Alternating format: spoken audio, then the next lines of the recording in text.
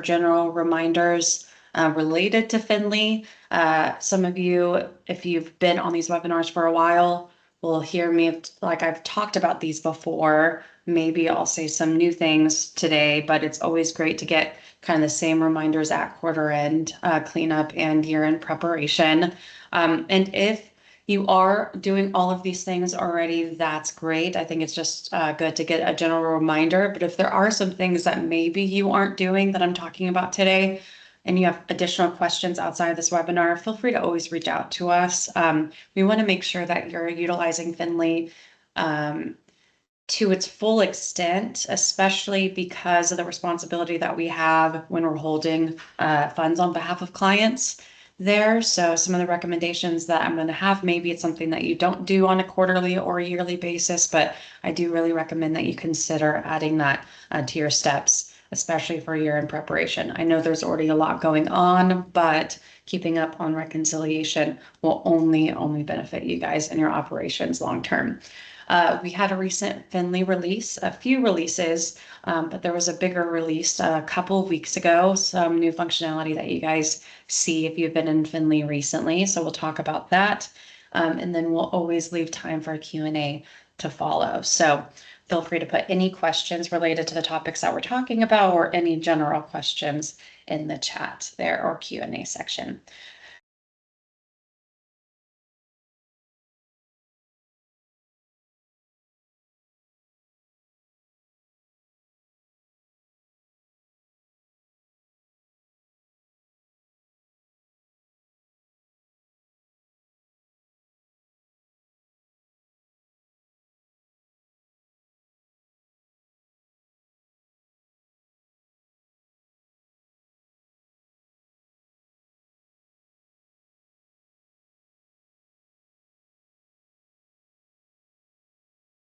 You're muted.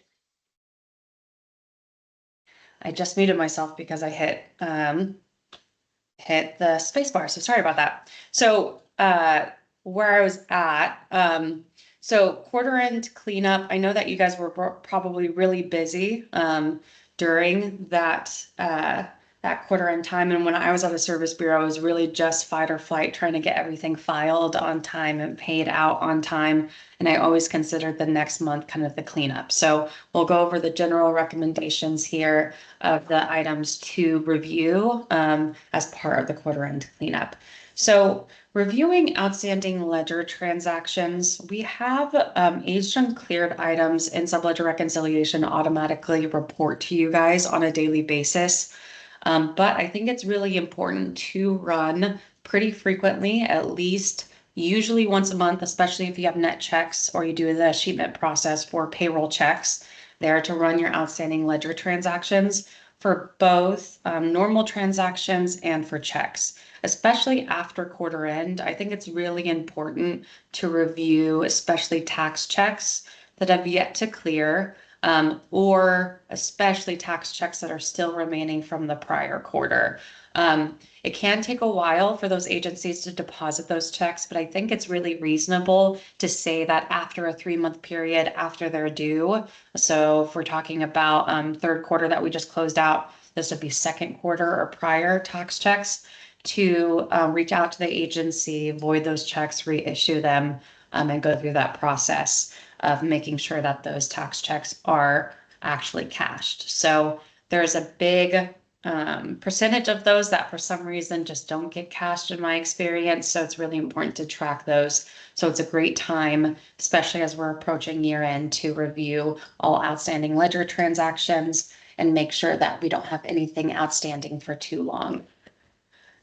I really think that it's important to regularly run your customer balance summary, especially for non-tax accounts. Theoretically, everything that isn't your tax account should be maintaining a $0 balance at all times, especially if it's uniquely and only client funds. There is a stipulation, especially if you guys have workers' comp or some other type of third-party agency that's not tax, that doesn't go through the tax account, that's paid out at some different frequency, like semi-monthly, bi-weekly, monthly there. So if you have workers' comp, that's a bit of a stipulation there. But in general, all non-tax accounts should be maintaining per customer an overall zero balance. There, we do, of course, report when any customer balance goes into the negative for non-tax accounts. We do that for tax accounts too, but there's a little bit of a difference between a liability variance and negative liability. We've talked about that before, but if there's any questions on that, we can go into detail on that more. But it's a good time to run your customer balance summaries for all non-tax accounts and ensure that there's zero balances across the board. If there aren't some that have zero balances, having some justification for why it's maintaining a $0 balance, even not maintaining a $0 balance, if it's in a positive, then I would at least have that justification for internal purposes there. It's a great time, especially before year end. I know I'm going to say that a million times probably during this webinar, but to review all non-customer ledgers. If we are only reconciling all client funds accounts within Finlee, which is, the intention of Finlee, not saying that we can't have some non-client accounts that we're reconciling in it, but if the intention is to only have client funds in these client funds accounts, which is what we generally recommend, there shouldn't be a consistent non-customer ledger with a balance on it. That there is stipulations to that. I'm not saying that there couldn't be situations where that isn't the case. Let's say that when you opened your tax account, you had to fund $10,000 or have some type of balance on it. And so you funded operational money to cover that. And just as kind of a buffer in case there's an NSF, something like that, you decided to keep it in that account. That's perfectly fine to have that, but there should be just kind of like the customer balance summary, some justification for why we're maintaining that balance on a non-customer ledger. That's always great to run like a customer balance summary equivalent on all non-customer ledgers, especially, and I'll talk about it a little bit later, if you are using internal ledgers where you're not reporting subledger items on those non-customer ledgers there. It's great time to review those to make sure that there's not money that's sitting there that either needs to be covered or moved out. So a great example of it is I was talking about some situation the other day where the Service Bureau was taking on the liability or responsibility of paying P&I because they got some tax notice. They determined that it was their error. So they're taking on the responsibility of paying out that P&I. Well, they paid the original tax that they needed to pay out, but they also paid the P&I out of that tax account and then just assigned it to a non-customer ledger because it was their responsibility. But they weren't taking any course of action to actually fund the tax account to cover that P&I. Now, of course, you have money theoretically to cover that P&I, but if you're as a service bureau taking on that responsibility, to me, you need to operationally move money like from your operations account or revenue account to cover that, because I consider that, and it may sound extreme to you all, but to me, like if it was my funds, this doesn't sound extreme.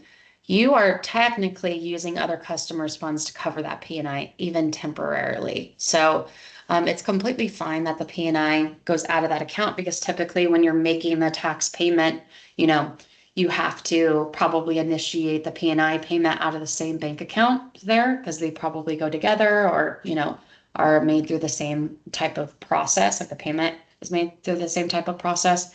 But I would take immediate course of action to rectify the balance that you are using out of that account for that P&I. So to step back a second here, all non-customer ledgers, there should either be a justification for why they're holding a balance there that's not zero, or you need to take corrective action to correct those. And there is a valid reasons for justifications, but I like for why you would be holding that. I already kind of talked about a few of those situations, but I think that you should be able to justify why you're holding a balance there.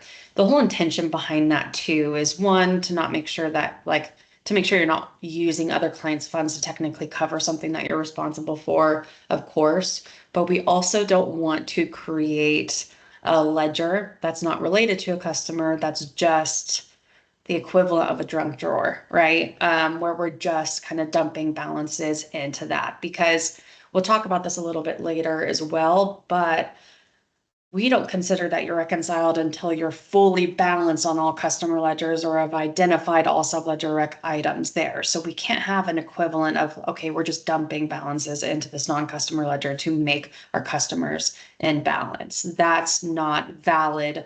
That's not a valid methodology of reconciliation. So I'm getting a little preachy on that, but it's a great time to review your non-customer ledgers.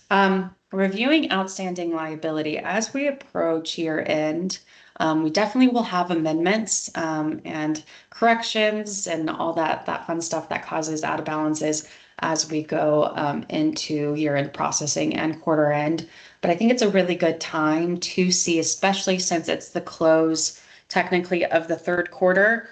You should technically only usually have open liabilities for current quarter, since the prior quarter processing is closed now, unless you have amendments that are open. That's super common there, but it's really good time. You can even take the outstanding liability report or liability analysis, whatever it's called, out of your system that's creating the liabilities that we're importing into Finlee. It's a great time to review that and to see what your open liabilities are and if they're valid there.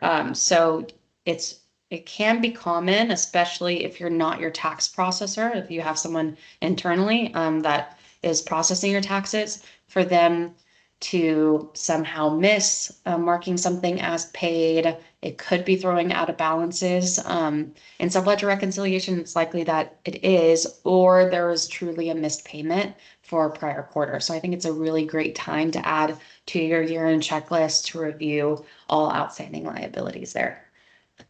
I see something in the chat. Let me just make sure that it's not a question related to that. Oh, it was just people telling me that I was muted.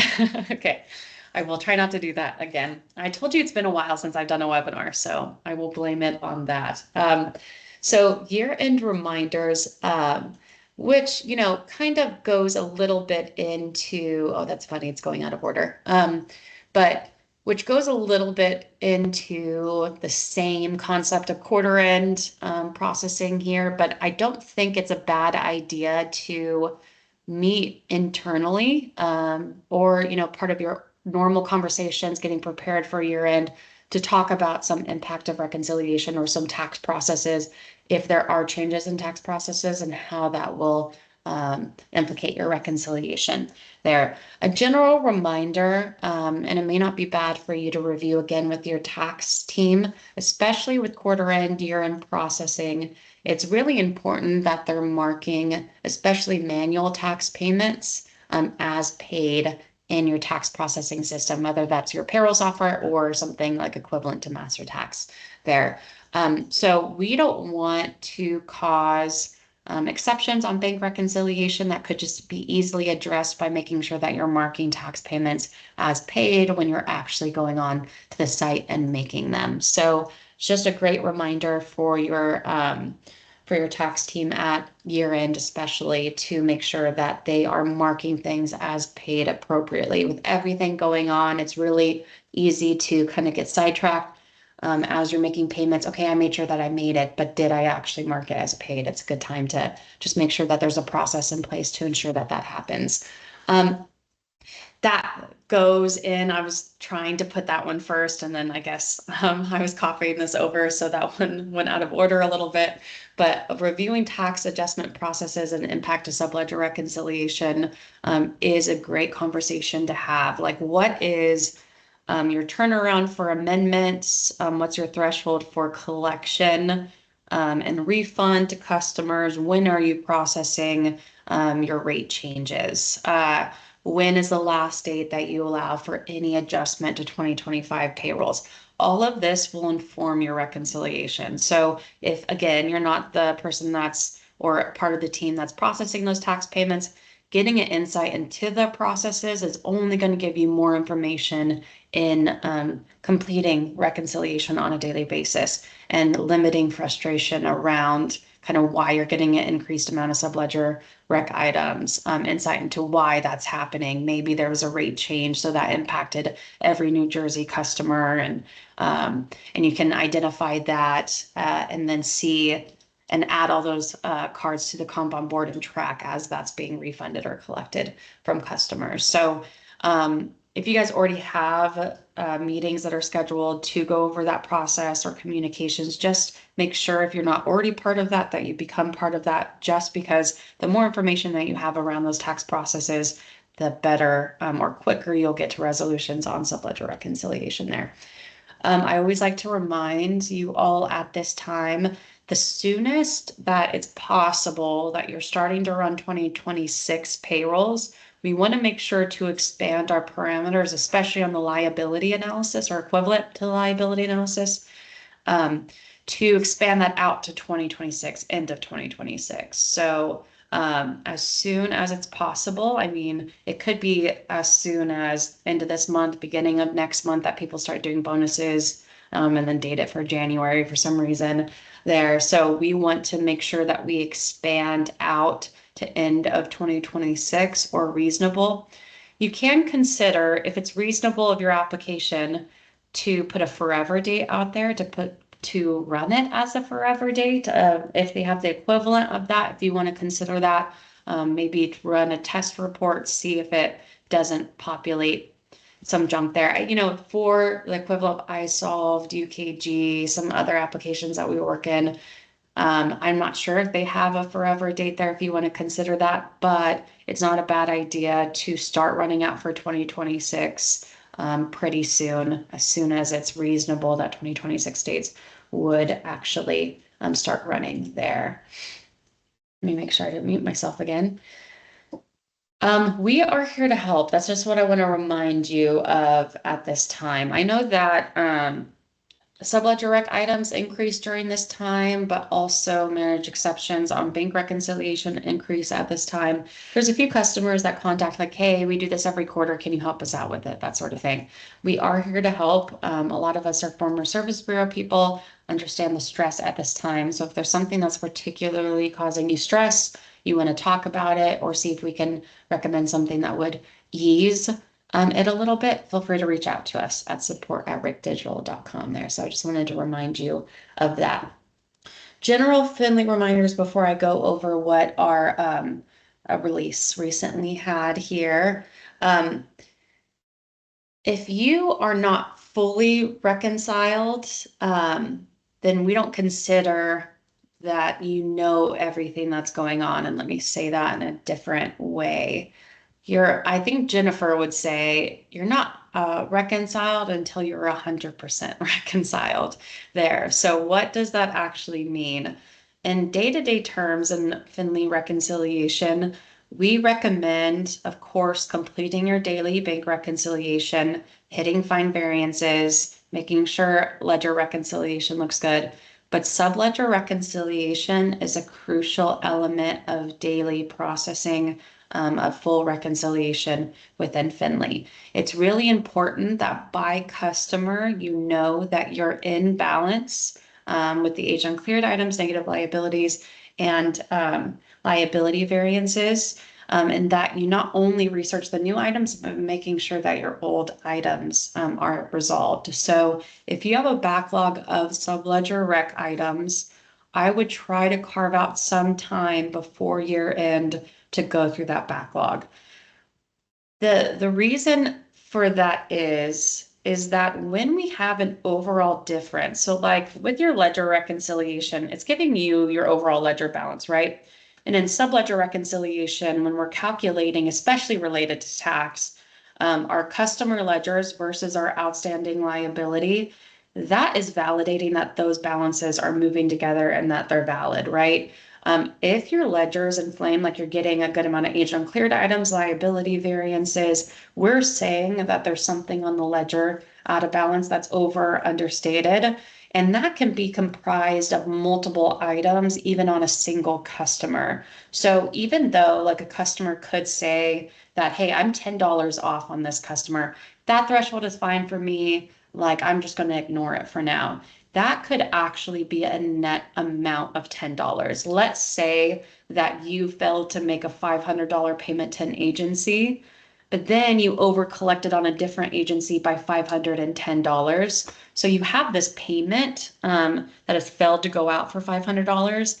And then you have this over collection of $510 on a customer. It's kind of a weird situation, but it's definitely possible there. So the net impact of that is $10, but the actual implication is $1,010. Does that make sense? Like that money needs to go out for that $500, and then you need to refund the customer $510. So even though your ledger looks like it's only off by $10, that can be comprised of multiple items, and it's really important that you investigate fully why that's occurring there. We do have a natural threshold of $1 there within Finlee because that's a lot less likely to fall into that situation that we're talking about. And we do track with penny cards on the dashboard the overall implication of those penny cards there. But it's really important. That's what we mean by you're not reconciled until you're fully reconciled. Like until you know what makes up that $10, it could be an actual implication of $10 or it could be a net. So you could have an overage of 510, like I said, and the under of $500. Actual absolute value implication is $1,010, but an overall ledger difference of $10. So I hope that I'm making that clear there. So it's really important that, I completely understand, and I usually do this methodology too, of researching the ones that have the highest balance on them and going down and setting that kind of by priority. I agree with that. But in my mind, the $10 is just as important to research as the $10,000 there. I know that sounds kind of crazy, but that's what I generally I try to look at it as this can be an absolute value of a difference, and the implication can be much higher than that. Your Kanban board management is such an indication of where you're at in Subledger reconciliation, and I think is directly tied to the success you have on a daily basis of maintaining Subledger reconciliation.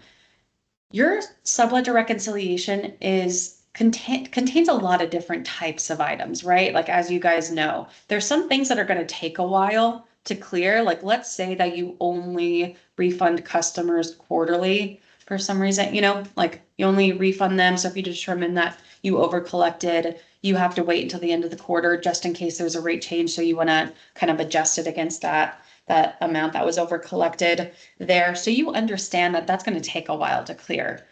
Those types of items that are going to take a while should absolutely be in like your reopened or waiting column with the due date of when to check back there. And then the ones that you're actively working that can be resolved, you're putting due dates of when you expect it to clear because it should clear in 2 days after I do a manual ACH to resolve that item. So anything that's open, that's not, it hasn't been that has been researched, should have some type of due date on it, should be in an appropriate column that makes sense to how you guys are using the Kanban board. What I'm implying here is that you just don't want things to be super, super aged or be hidden in essence on the Kanban board. And so utilizing due dates is really useful tool to making sure that something just doesn't fall down like the rabbit hole there. It's probably not the best phrase to use, but that doesn't get lost there. I would always have some date that you need to check back on it and then frequently make sure that everything that is overdue has been touched again, researched, and then put it either resolve or put an appropriate extended due date on those. You just don't want to let things fall through the cracks. That's the term I was trying to get earlier there. So the Kanban board, take a look at it. If there's a lot on there that doesn't have due dates, don't have comments, we have some work to do to update that to make sure that we're fully aware of all the outstanding items, not letting them fall through the cracks.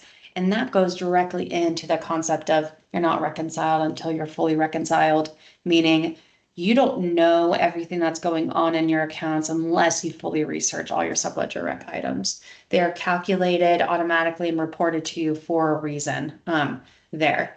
So I don't think it'd be a bad time to review your number of aged uncleared day. And when I get into Finlee here in a second, I'll talk a little bit more about this because this may be something that I haven't stated in a while here. So when we set up your account, we talked about a number of day threshold that we set for aged uncleared items, meaning that, so if I reconciled the 4th today, so if you're caught up in reconciling the 4th, if I have aged uncleared items set to 1 day, then anything dated the 3rd or before that's a non-check is going to report as an aged uncleared item. Some of you have a threshold that's a little bit more than that. So you're giving yourself like 3 days, 4 days. And we would have determined that at the time. By default, I set it to 1 day. But if you wanted to extend that out, it may not be a bad time to say, what's the threshold that I'm comfortable with checking if something has cleared our bank. So we want to make sure that all non-checks are clearing timely or when expected, especially like your tax payments. What's coming over is typically your due date of those tax payments. So what's the threshold that you're comfortable with making sure that it clears timely? So let's say that we have a tax payment due on the 3rd. Are you comfortable being notified on the 4th after the close of the 4th reconciliation if that still hasn't cleared? So giving that tax payment a day to clear. Do you want to know on the day? Do you want to know 2 days later? It's really just your comfort level there, but it may not be bad to, especially after the close of the quarter going into year end, consider that. And I'll show you where to review that. And that's on Bank Rec Tenant Admin users there. So reviewing internal ledgers, on Bank Rec Tenant Admin users as well, I'll show you where to review what what ledgers you have set, what customer ledgers or non-customer ledgers you have set to internal. And when you set something to internal, that means that you never report subledger rec items on them. So it's not a bad time to review what you have set as an internal ledger to see if it's still valid to be set to internal ledger. And even look at those internal ledgers when you're running your customer balance summary, justifying why there's a balance on them, and making sure that you're not using it again as something just to dump invalid data into, or just to like, I don't know what this is. I'm going to dump it there. I'm going to set it as internal ledger, so I'm never really going to research it. So I think that's why it's great as well to run a customer balance summary, because that will run balances on any customer ledger, regardless of if it's set as an internal ledger as well there. I'm pretty sure that's it for this. It is. So I'm going to go into Finlee here and just really quickly show you where to go on those aged uncleared number of days and what's set as an internal ledger here. So if you're a tenant admin, which a good portion of you probably are on this call, just looking at who's on this call, then you have an additional service here called tenant. Well, under organization, and then when you click here, it's going to show you your aged uncleared number of days. This tenant is set to 0. So as soon as the 4th was reconciled, anything dated the 4th or prior is going to show as an aged uncleared item. If it's set to 1 day, like when I closed out the 4th, it's going to be the 3rd and prior there. So it's a good time to review that aged uncleared number of days and then see what your comfort level is with that. Again, you can talk about that. Like you can ask us about it, and if you want to have a conversation on it, we'll definitely have a conversation about your specific tenant there. And then your internal ledgers are also set right here. So anything that's set here, we are not reporting any subledger rec items on. We would have talked about it at the time that you were setting it, why you're setting that as an internal ledger, or I know I've talked about internal ledgers before, so anyone that is a rec tenant admin has the opportunity to set something as an internal ledger. Going back to that conversation, I mean, even if it's set as an internal ledger, when you run your customer balance summary, it will come up and there should be some justification on why it is holding some balance. Again, there are valid reasons that it could be holding a balance, but there should be some reasonable explanation for that. It shouldn't just be a junk drawer of a ledger there.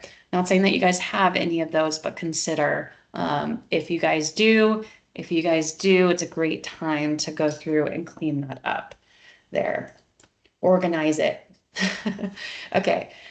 So we recently had a release, and we won't go too much longer because I actually don't usually go super long on these because I want to leave time for Q&A, or especially if you're East Coast, it's lunchtime. I want to give you time to eat here as well. But we had a recent release within Finlee, so we had some cool new features. As I always like to point out, anytime we have a release, we send an email out that a release has happened. But you can find the details of that release if you go to Help and Support, Finlee Documentation, and then under the What's New. So I'm going to talk about this release that happened on October 15th here, and we had some cool enhancements that I want to kind of show you why we added them and how to navigate them. So particularly these first 2 points here. So after a day of the release, I realized it was probably best to put a banner of the search bank. I think some of you were going to the search bank instead of the search ledger. It looks a lot like it, but you were probably a little confused as to what it was. So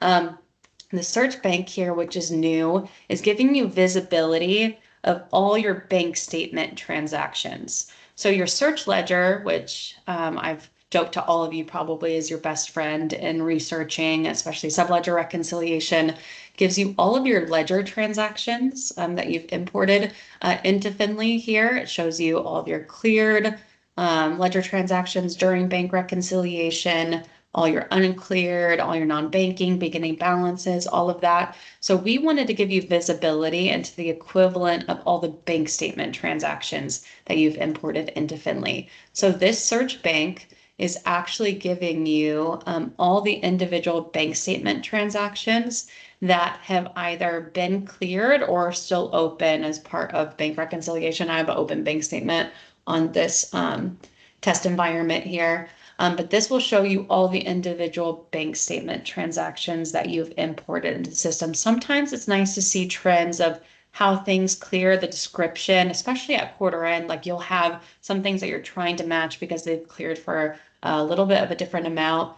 You can look on the search bank to see what's previously had that description and see what type of payment it's been in the past. You can see all of your history of your bank statement transactions here, and even the details of the source file of them, when they were imported, when they were matched, all of that. So that is the equivalent of the search ledger, but these are the actual bank statement transactions that are coming from like your BAI file or CSV file, whatever your bank file type is. Some customers were confused because they went on and then they saw that there was no customer populated on these transactions. They looked a little bit different. They didn't have as much information. Remember, the requirement for bank statement transactions are a little bit different. Some of you don't actually have customer IDs that come over on the description of your bank statement transaction. So it's not always required that a customer ID is there. So the required fields are your transaction dates, your bank accounts, a bank account that it's tied to, and the amount here. And then the rest of this is just informational. Some of you have tax confirmation, check numbers when there is a check number present, customer if it is present, and then details are pretty common as well there. But we figured that it would be great to be able to actually see your bank statement transactions and some, have more visibility into that, as well as give you the ability to filter on it, download all the history of your bank statement transactions there. So hope you guys like that feature. I do like having it. I've used it a few times in researching with new customers, so it has been a cool addition to Finlee there. We also have, well, one thing before I move on to the add bank account here. We changed one field on search ledger to accommodate and be more standardized for bank statement, the bank statement transactions that we're showing here. So what we formerly knew as ledger date, so the date that we added that transaction to the ledger on the search ledger, we standardized to posted date. This tripped me up the other day because I forgot that we had released it and we changed it to posted date because I'm so used to seeing ledger date on the search ledger. But the posted date is the equivalent of what ledger date used to be. So the posted date is the day that that transaction was posted to the ledger or added. So I imported this bank file today. So it has a posted date of today. It's related to a statement date of 3/8. And then this transaction date is completely different. So let's talk about those dates just really quickly, because I know that dates are always just a little bit confusing. Transaction dates, especially when it relates to a bank statement transaction, is the day that that posted to the bank. So that bank statement transaction date could be equivalent to your statement date if you're doing daily bank reconciliation. So if I had done a 2/1/2023 singular bank statement here, that would have a statement date of 2/1/2023. I did like a month and a half of data together. So if you're doing like catch up of a bank reconciliation that includes more than one day, your transaction date is going to be the day that it actually posted. And then your statement date is the latest date of the bank statement that you're closing there. Posted date being the day that you imported it into Finlee there. So if you go to the search ledger and maybe you were looking for ledger date before, that is now called posted date in both your search ledger and your search bank. So I just wanted to mention that because that tripped me up the other day too when I'm the one that helped standardize that. So I completely forgot about that. So hopefully you guys find some use of the search bank. I think it's a cool feature and I've used it a few times already with new customers and training as well. One other bigger thing that we added, we did give you the ability to add your own bank account within Finlee. So when you go and add a transaction or even in your workflow on Subledger Reconciliation, your bank accounts here are the daily bank accounts that you reconcile, and then they're contained within a ledger. It is very common, not like incredibly common, but it is common for service bureaus to either have new bank accounts or additional bank accounts that are client funds that they want to reconcile within Finlee. So we are giving you the option to add them. When you add the bank account name, that's just the display name of the bank account, like within Finlee, your account number will be encrypted, so it won't show anywhere in Finlee as the like they will be encrypted in the database as well. That's what I was trying to say. And then you do have to assign that bank account to some type of ledger there. So when we are reconciling or doing subledger reconciliation for tax ledgers, it's done at the ledger level with multiple tax accounts being under that tax ledger. So just kind of a general concept there. Adding a bank account, giving the ability to do that, I think is great. But what I would say with adding a new bank account is that there's always a consideration of beginning balances, especially if that account has been open for a while, as well as parsing implications. So when we set up your account, and this is completely custom per tenant, as you guys know, because your operations are just slightly different than even people that are on the same application or payroll application as you guys. Some of those reportings don't have like actual bank accounts. So like, let's say you're at Master Tax, you're running a deposit analysis. Well, it's not always going to have an implication of what tax account you're using. So as you change tax accounts, the parsing needs to be moved to the new tax account. So this is kind of the first step of giving you guys more ability to add things within Finlee. So I wanted you to be able to add bank accounts, but there's totally an implication of parsing and beginning balances when considering a new bank account or adding a new bank account. So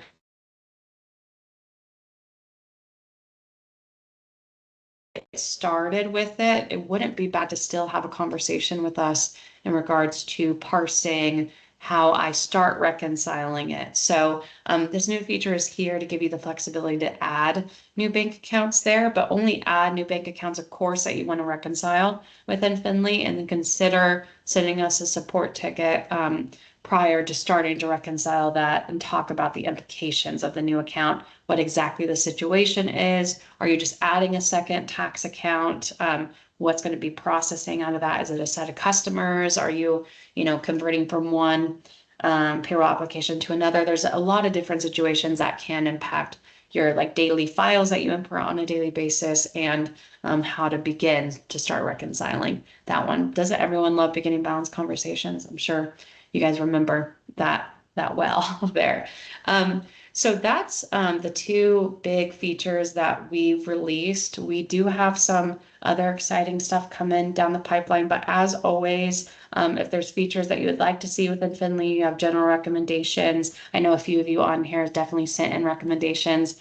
I take those seriously. It's not that you always see them, but we will always give you a decision and say, hey, like this is what we're going to move forward on, or we're going to consider that in the year 2026 or Q2 2026. So we want to make sure that Finley is as functional for you on a daily basis as possible. So any general recommendations or specific, we'd love to hear from you all on that. We designed this for you all, the service bureaus. So definitely give us your feedback if you want to see things in the future. That would be helpful for you guys. So I will stick around here if there are any questions. I don't see any in the chat.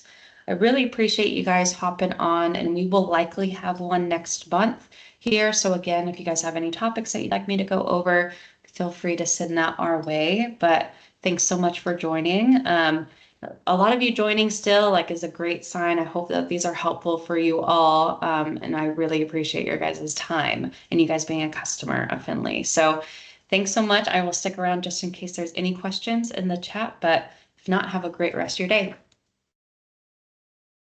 Thank you, everyone.